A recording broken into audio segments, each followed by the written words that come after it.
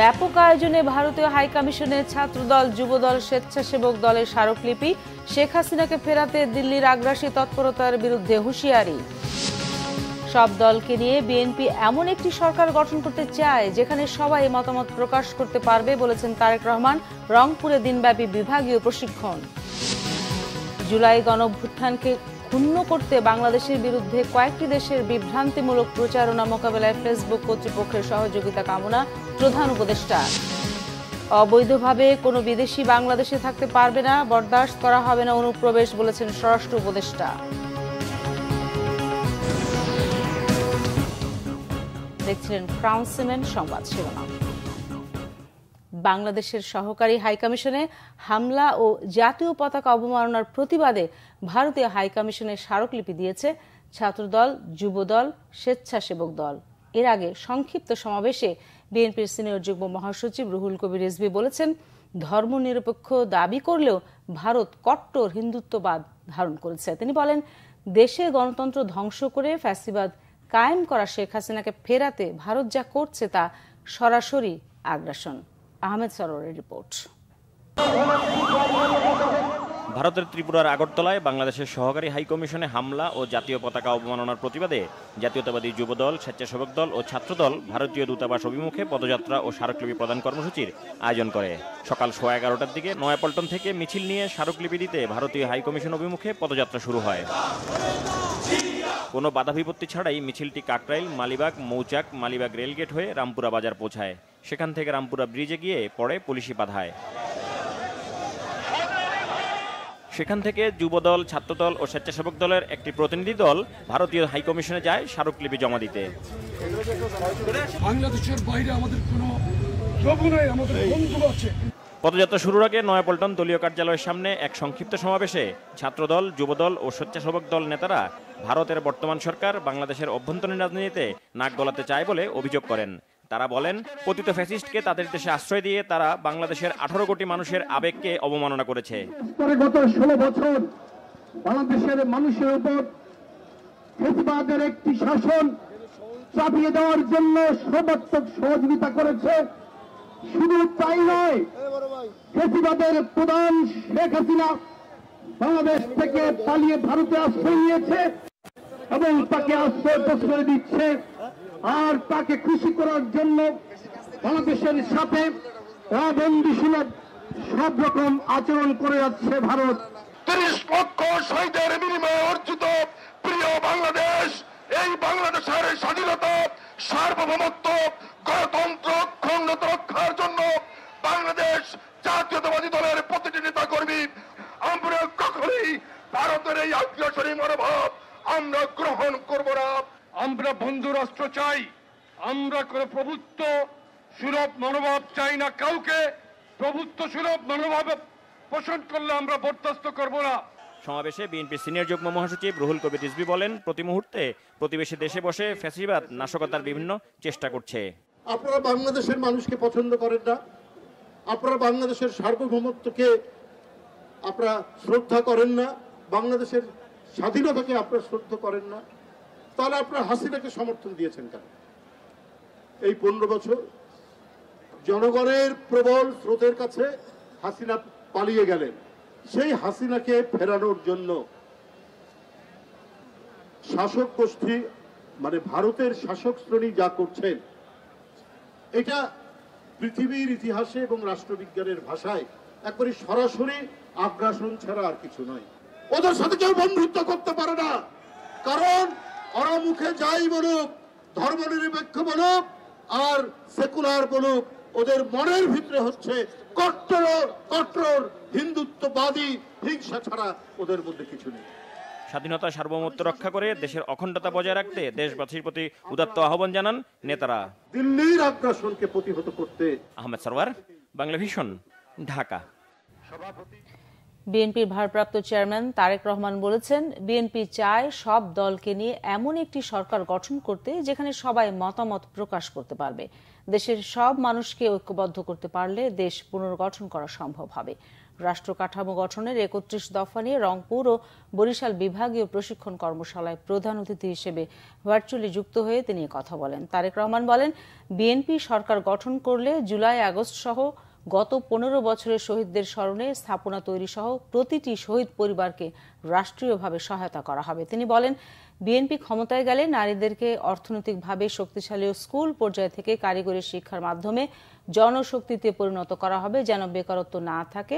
রংপুর শিল্পকলা অডিটোরিয়ামে মহানগর বিএনপির এই আয়োজনে উপস্থিত ছিলেন বিএনপির কেন্দ্রীয় যুগ্ম মহাসচিব সুলতান সালাউদ্দিন টুকু, সভাপতিত্ব করেন বিভাগীয় বিএনপির সাংগঠনিক সম্পাদক অধ্যক্ষ আসাদুল হাবিব দুলু। বরিশাল শিল্পকলা একাডেমিতে কর্মশালায় উপস্থিত ছিলেন দলের স্থায়ী কমিটির সদস্য সেলিমা রহমান। দিয়ে দিয়েছে, বিদায় করেছে, বাধ্য করেছে পালিয়ে যেতে, সকলের মিলিত প্রচেষ্টায়, লক্ষ কোটি মানুষের মিলিত প্রচেষ্টায়। ঠিক সেইভাবে পরবর্তীতে দেশটিকে যদি গড়তে হয়, একক বিএনপি শুধু একা পারবে না দেশকে গড়তে। দেশকে গড়তে হলে, পুনর্গঠন করতে হলে আমাদের জাতিকে ঐক্যবদ্ধ করতে হবে। দলমত নির্বিশেষে মানুষকে ঐক্যবদ্ধ করতে হবে। যেভাবে আন্দোলনের সময় জুলাই আগস্ট মাসে যেভাবে দলমত নির্বিশেষে সবাই রাজপথে নেমে এসেছিলেন, ঠিক সেভাবেই আমাদেরকে দেশকে আবার পুনর্গঠন করতে হবে। জনগণের বিশ্বাস এবং আস্থাই হচ্ছে আমাদের বড় পুঁজি। আসুন আমরা দেশকে পুনর্গঠনের জন্য যেভাবে ৩১ দফাকে পৌঁছে দিব মানুষের দ্বারে দ্বারে, আসুন আজকের এই কর্মশালায় আমাদের আরেকটি প্রতিজ্ঞা হোক, আরেকটি শপথ হোক যে আগামী দিনে দেশকে পুনর্গঠনের জন্য আমরা সর্বোচ্চ শক্তি দিয়ে চেষ্টা করব সকলকে ঐক্যবদ্ধ করার জন্য। অন্তর্বর্তী সরকারের বিরুদ্ধে শেখ হাসিনার ষড়যন্ত্র রুখতে দলের নেতাকর্মীদের রাজপথে থাকার আহ্বান জানিয়েছেন বিএনপি চেয়ারপারসন উপদেষ্টা আমানুল্লাহ আমান। আমানুল্লাহ আমান অভিযোগ করেন, ফ্যাসিস্ট শেখ হাসিনাকে অন্যায়ভাবে আশ্রয় দিয়েছে প্রতিবেশী দেশ। বলেন, আগামী নির্বাচনে বিএনপিকে ক্ষমতায় আনতে ঐক্যের কোনো বিকল্প নেই। খুলনা বিভাগের ১০ জেলা, ১টি মহানগর, ৫৯ থানা ও ৩৭টি পৌরসভা কমিটির সম্মেলন সম্পন্ন করতে বিভাগীয় মতবিনিময় সভায় আমানুল্লাহ আমান প্রধান অতিথির বক্তব্যে সব কথা বলেন। বিএনপির খুলনা বিভাগীয় ভারপ্রাপ্ত সম্পাদক অনিন্দ ইসলাম অমিত এতে সভাপতিত্ব করেন। বক্তব্য রাখেন কেন্দ্রীয় বিএনপি নেতা নিতাই রায়চৌধুরী, জয়ন্ত কুণ্ডু ও আজিজুল বারী হেলাল সহ অন্যরা।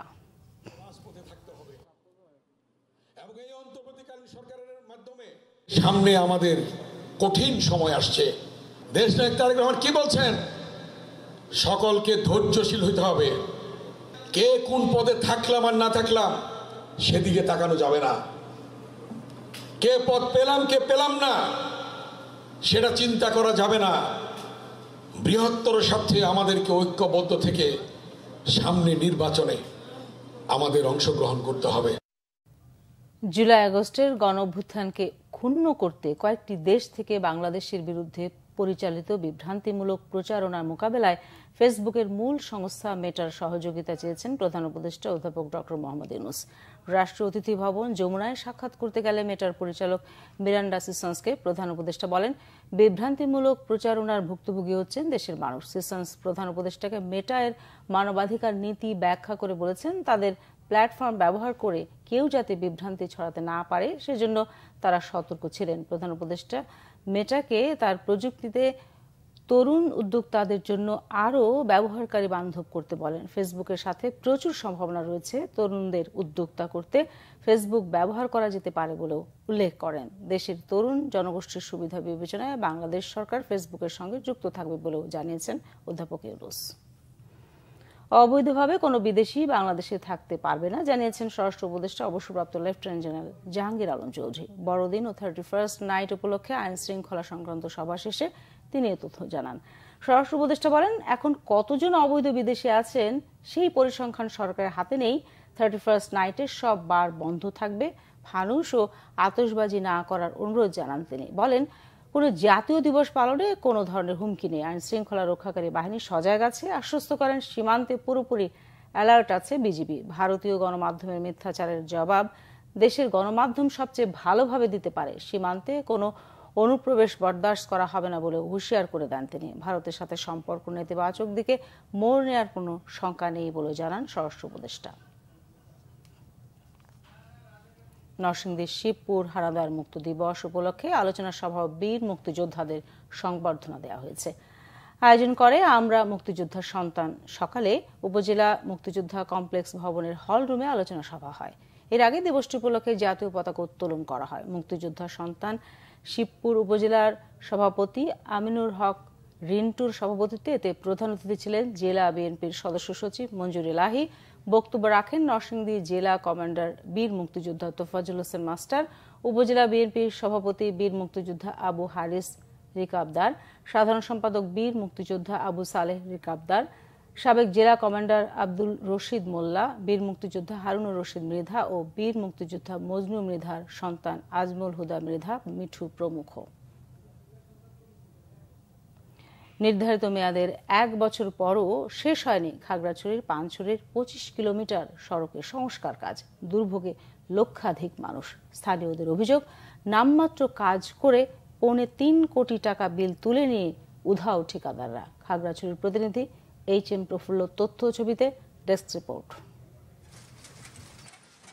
খাগড়াছড়ির পানছড়ির 25.5 কিলোমিটার এই সড়কের 20 কিলোমিটারই ভাঙা, যানবাহন চলাচলের অনুপযোগী।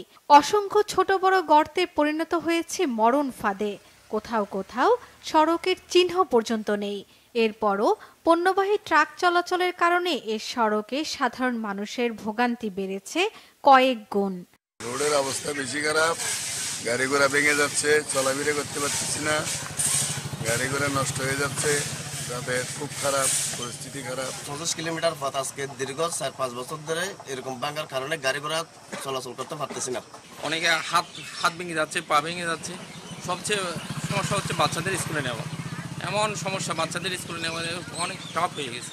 13.35 কোটি টাকা ব্যয়ে সড়কটির সংস্কার কাজ শেষ হওয়ার কথা 2023 সালের ডিসেম্বরের মধ্যেই।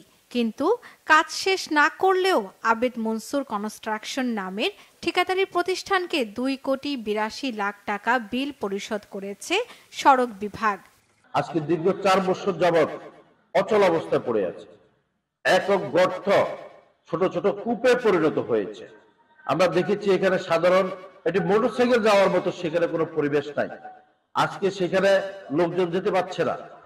মানে মানুষের খাদ্য সরবরাহ থেকে শুরু করে ওষুধ পর্যন্ত সঠিকভাবে পৌঁছানো সম্ভব হচ্ছে না। ওই পানছড়ি এলাকার মানুষ দুর্বিষহ জীবনযাপন করছে। আমরা এর পরিত্রাণ চাই। স্থানীয়দের অভিযোগ, ঠিকাদারি প্রতিষ্ঠানটি সাবেক সড়ক মন্ত্রী ওবায়দুল কাদের সিন্ডিকেটের। সড়কটার জন্য টেন্ডার আহ্বান করলে আমাদের তৎকালীন সাবেক এমপি ও আওয়ামী লীগের সাধারণ সম্পাদকের আস্থাভাজন ঠিকাদার এই কাজ পায়, কিন্তু তিনি 6 মাসে কাজ শেষ করার কথা থাকলেও এখন পর্যন্ত 25 কিলোমিটারের মধ্যে মাত্র 2 কিলোমিটারের কাজ শেষ করেছেন। উন্নয়ন কাজে নিযুক্ত ঠিকাদার ইতিমধ্যে কাজ করে, সামান্যতম কাজ করে বিল নিয়ে সেই যে নিরুদ্দেশ হয়েছে তা নিয়ে কর্তৃপক্ষের কোনো মাথা ব্যথা আছে বলে মনে হচ্ছে না। ঠিকাদারকে একাধিকবার চিঠি দিয়েও কোনো উত্তর পাওয়া যায়নি বলে জানিয়েছেন সড়ক বিভাগের নির্বাহী প্রকৌশলী। আমরা ঠিকাদারকে বারংবার চিঠি দিয়ে পত্র প্রদান করেছি এবং ঊর্ধ্বতন কর্তৃপক্ষকে জানানো হয়েছে এবং সে অনুযায়ী আসলে চুক্তি শর্ত মোতাবেক যে ব্যবস্থা নেওয়া সে উদ্যোগ গ্রহণ করা হচ্ছে। তো ওনাদের যেটা হলো যে ওনারা আসলে ওই কাজ ইতিপূর্বে 2বার টাইম এক্সটেনশন করা হয়েছিল।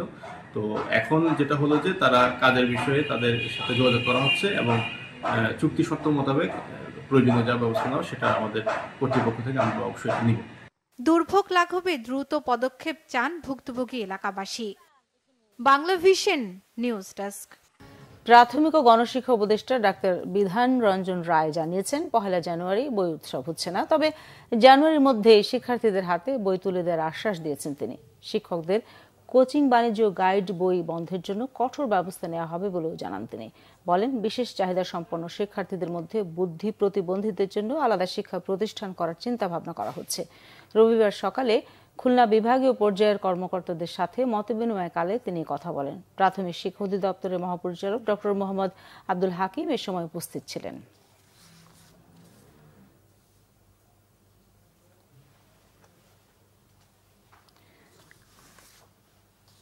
চট্টগ্রাম আদালত চত্বরে হত্যাচেষ্টার অভিযোগে বহিষ্কৃত ইসকন নেতা চিন্ময় কৃষ্ণ দাস সহ 164 জনের নাম উল্লেখ সহ 400 জনের বিরুদ্ধে আদালতে মামলার আবেদন করেছেন এক ব্যবসায়ী। আদালত শুনানি শেষে মামলাটি পরে আদেশের জন্য অপেক্ষমান রেখেছেন। দুপুরে চট্টগ্রাম মেট্রোপলিটন ম্যাজিস্ট্রেট আবু বকর সিদ্দিকের আদালতে মামলাটির আবেদন করেন ভুক্তভোগী ব্যবসায়ী এনামুল হক। মামলার বাদী জানান, গত ২৬ নভেম্বর মামলা সংক্রান্ত একটি কাজে চট্টগ্রাম আদালতে যান তিনি। ওই দিন সম্মিলিত সনাতনী জাগরণ মঞ্চের মুখপাত্র বহিষ্কৃত ইসকন নেতা চিন্ময় কৃষ্ণ দাসের জামিন শুনানি চলছিল। জামিন নামঞ্জুরের পর আদালত চত্বরে তাণ্ডব চালানোর সময় এনামুল হককেও চিন্ময়ের অনুসারীরা মারধর করে গুরুতর আহত করে। হাসপাতালে চিকিৎসা শেষে তিনি আজ চিন্ময় কৃষ্ণ দাস সহ ৪০০ জনের বিরুদ্ধে আদালতে মামলার আবেদন করেছেন। এদিকে চিন্ময় কৃষ্ণ দাসের অনুসারীদের হামলায় নিহত আইনজীবী সাইফুল আলিফকে হত্যার প্রতিবাদে দ্রুত বিচারের দাবিতে আদালত চত্বরে আজ বিক্ষোভ করেছেন আইনজীবীরা। এবারে দেশের বিভিন্ন জায়গার আরো কিছু খবর নিয়ে রয়েছে একটি ডেস্ক রিপোর্ট। প্রশাসনের অনেক কর্মকর্তা এখনো আওয়ামী লীগের হয়ে কাজ করছে বলে মন্তব্য করেছেন বিএনপির কেন্দ্রীয় নির্বাহী কমিটির গবেষণা বিষয়ক সম্পাদক কৃষিবিদ শামীমুর রহমান শামীম। দেশব্যাপী সন্ত্রাস ও নৈরাজ্যের প্রতিবাদে মোংলায় এক সমাবেশে তিনি একথা বলেন। কৃষক দলের কৃষক সমাবেশ হয়েছে বরিশালে। সমাবেশে উপস্থিত ছিলেন কৃষক দলের কেন্দ্রীয় কমিটির সহসভাপতি জামাল উদ্দিন খান মিলন। 18 বছর পর দেশে ফিরলেন ছাত্রদলের কেন্দ্রীয় নেতা আব্দুল কাদির শমছু। সিলেট ওসমানী আন্তর্জাতিক বিমানবন্দরে পৌঁছালে দলীয় নেতাকর্মীরা উষ্ণ অভ্যর্থনা জানান তাকে। মেরিন একাডেমির ক্যাডেট পাসিং আউট প্যারেড সম্পন্ন হয়েছে পাবনায়। সকালে এতে উপস্থিত ছিলেন নৌ পরিবহন মন্ত্রণালয়ের সিনিয়র সচিব মোহাম্মদ ইউসুফ।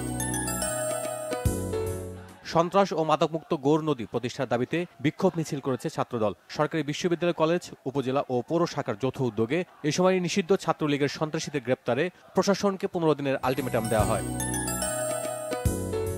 চট্টগ্রামে সিটিজেন্স ফোরাম নামে নতুনভাবে শুরু হচ্ছে কমিউনিটি পুলিশিং এর কার্যক্রম। সিএমপির মাল্টিপারপাস শেডে এর উদ্বোধন করেন police commissioner Hasib Aziz.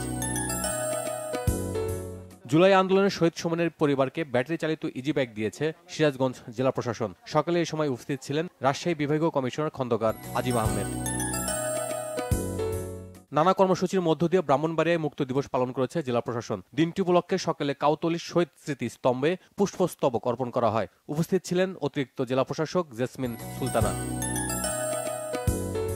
Nabil group of ইন্ডাস্ট্রিজের পার্টনার্স মিট 2024 অনুষ্ঠিত হয়েছে রাজশাহীর পাওয়ায়। দুপুরে গ্রুপের ইন্ডাস্ট্রিয়াল পার্কে এতে বক্তব্য রাখেন প্রতিষ্ঠানের ম্যানেজিং ডাইরেক্টর ও সিও কৃষিবিদ আমিনুল ইসলাম। ছাত্র জনতার আন্দোলনের শহীদদের স্মরণে আলোচনা সভা ও দোয়া মাহফিল হয়েছে ঝালকাঠিতে। কাঠালিয়া অফিসার্স ক্লাবের প্রধান অতিথি ছিলেন বাংলাদেশ জাতীয়তাবাদী গবেষণা কেন্দ্রের chairman engineer AKM Rezaul Karim. বিএনপির রাষ্ট্র কাঠামো মেরামতের 31 দফা বাস্তবায়নে রূপগঞ্জে সমাবেশ করেছে যুবদল। বিকালে উপজেলার ভোলাবো ইউনিয়ন পরিষদ মাঠে এতে বক্তব্য রাখেন ইউনিয়ন বিএনপির সভাপতি। আমন ধান ও চাল সংগ্রহ মৌসুম শুরু হয়েছে সাতক্ষীরায়। সকালে সদর উপজেলা খাদ্য গুদামে এর উদ্বোধন করেন সদর উপজেলা নির্বাহী কর্মকর্তা।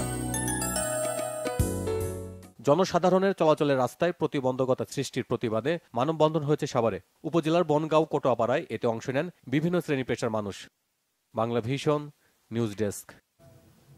সংবাদ শেষ করব ক্রাউন সিমেন্ট শিরোনামগুলো আরেকবার জানিয়ে।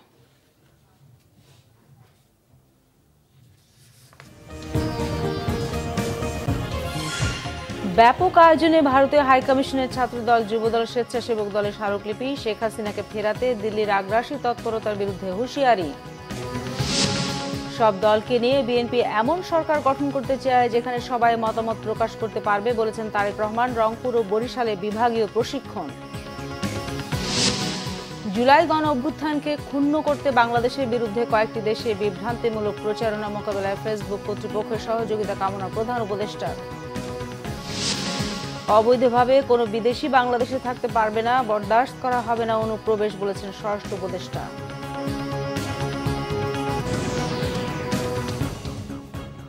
দর্শক, এই ছিল এখনকার মতো। পরের সংবাদ সন্ধ্যা 7:30টায় দেখার আমন্ত্রণ রইল।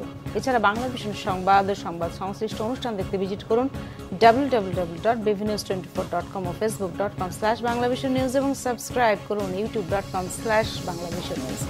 ধন্যবাদ সবাইকে এতক্ষণ সাথে থাকার জন্য।